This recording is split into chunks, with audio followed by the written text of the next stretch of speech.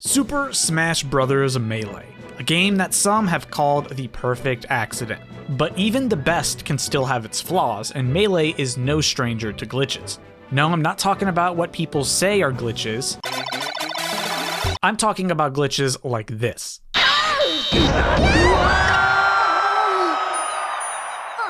So today we are going to dive into a few glitches that definitely were not intended in Super Smash Bros. Melee, starting with the sensational shrinking Yoshi glitch. This one requires one player to be Yoshi and the other to be Kirby. Kirby needs to absorb Yoshi and copy his neutral special. After that, Kirby should use egg lay on Yoshi, and the Yoshi player needs to mash their controller inputs quickly enough to break out of the egg very early. This will result in the Yoshi becoming slightly smaller than he was when he entered the egg. Now, the mechanics for this are actually pretty hard, so the real-time footage that you just watched was actually a lie. I'm so sorry, I hope you can forgive me. It's pretty difficult to consistently pull this glitch off in standard speed, so when trying it, many people will either make the speed slower in training mode or play in slow-mo Melee, and if the Yoshi player doesn't mash their inputs fast enough, they will revert to their normal size. Now, the fun thing about this glitch is that you can stack shrinks on top of shrinks, so if you consistently pull it off, Yoshi can get smaller, and smaller,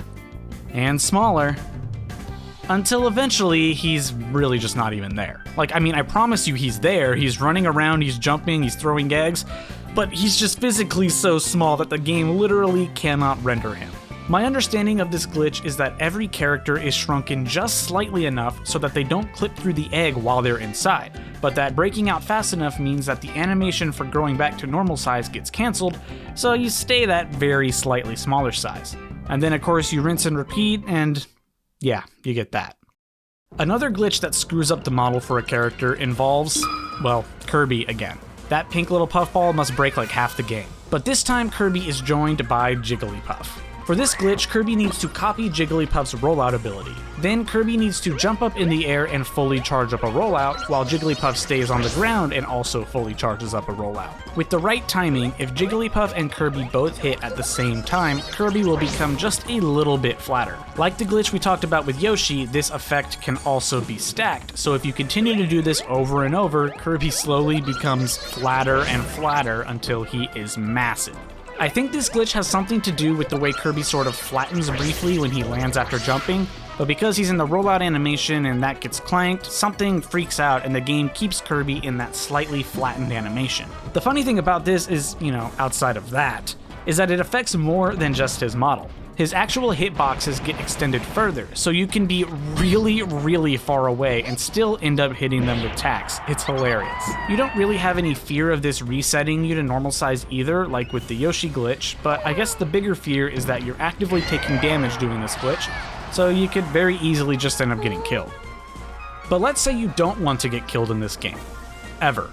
Like, there's zero chance. Well, you could just play as Master Hand. The beginning of this glitch involves activating the name entry glitch.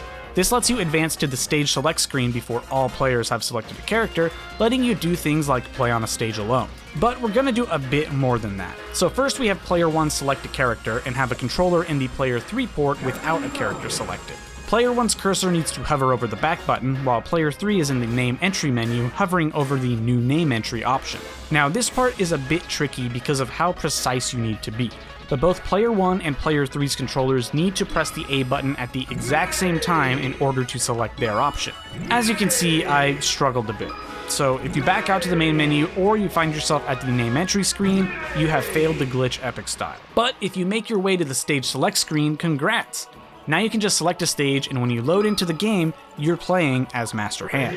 So there are some quirks to playing as Master Hand. The first is that you aren't able to move freely, as I guess Master Hand isn't actually programmed to have movement, just attacks. But using some unique button combinations, you can actually perform all of Master Hand's attacks. The Smash Wiki has compiled all of these into a neat little chart, all of which are a combination of a button and a direction on the D-pad. And if you aren't playing in stamina mode but just the regular mode, Master Hand can't die.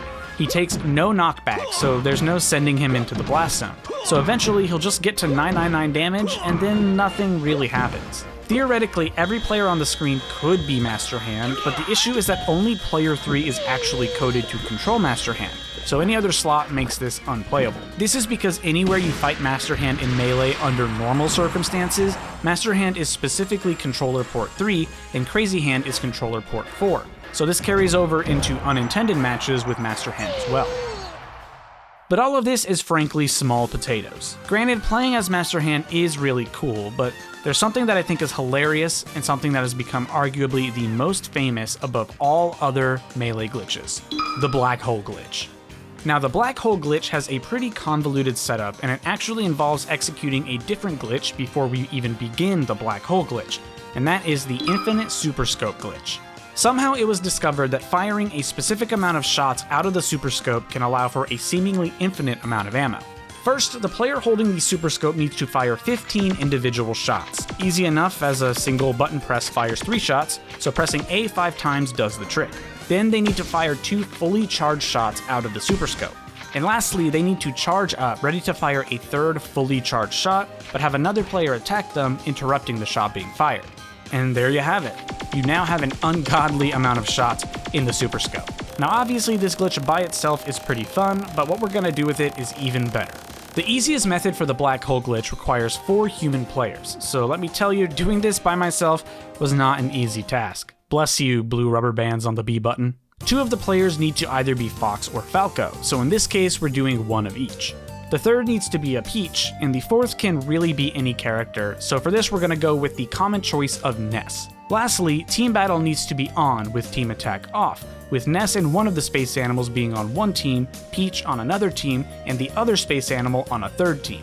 So this is our player setup for the glitch. The black hole glitch is most easily performed on Temple, though you could feasibly do it on Battlefield or anywhere with a gap that Peach can stand under. Temple just gives us the most wiggle room.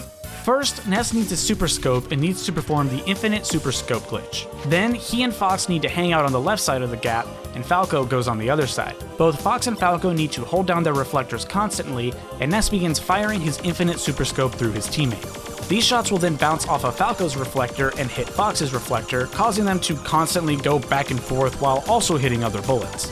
Peach underneath can jump into the stream of bullets to cause more clang bubbles to appear, and our goal here is to basically get a solid stream of these bubbles rather than being able to see individual bullets, and it can take a little bit of playing around. But once that giant stream of bubbles is made, Peach then has to throw at least 13 turnips upwards so that they get caught in the bullets. You can do more than 13, but if you do too many, your game's going to freeze, which is really lucky for me because I definitely threw more than 13 in there.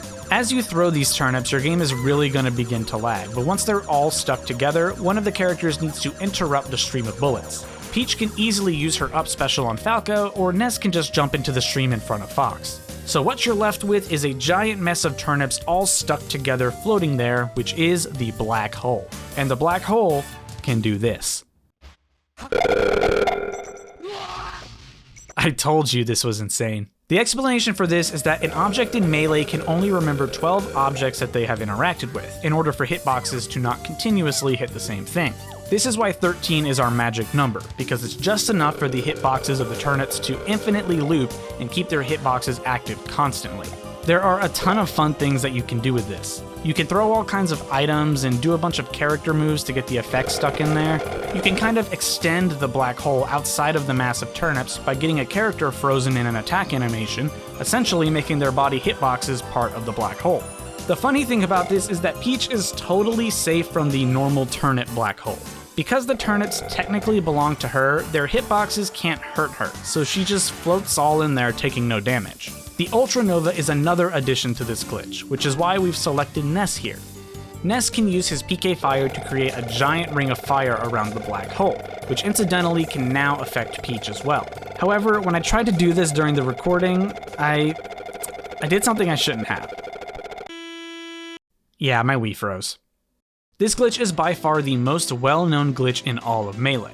I can distinctly remember messing around in the game with friends and trying this out in like middle school, and we all lost our minds when we finally succeeded. And once again, I find it amazing that I was able to do this all by myself with 4 controllers simultaneously. But there you have it. Those are some #awesome glitches in Super Smash Bros. Melee. If you guys enjoyed this video, please be sure to leave a like and make sure to subscribe if you want some more glitch content in Super Smash Bros. Until next time, thank you guys so much for watching, and please remember to be good to one another.